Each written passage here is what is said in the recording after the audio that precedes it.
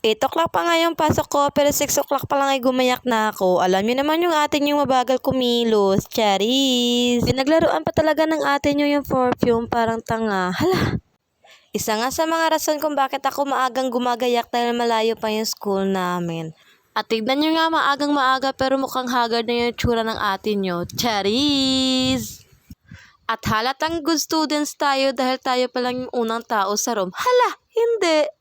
Maya-maya nga ay dumating na rin yung mga kaklase ko at hindi mawawala kapag umaga yung chismis. Hala!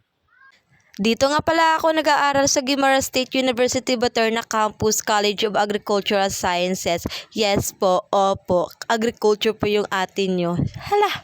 Fast forward na po tayo dyan, pauwi na po ako dahil tapos na yung klase ko. At habang pababa ako ay nakita ko yung guard namin na mabait. Kaya sabi ko sa kanya ay mag-hi siya sa vlog ko. Yun lang, thanks for watching!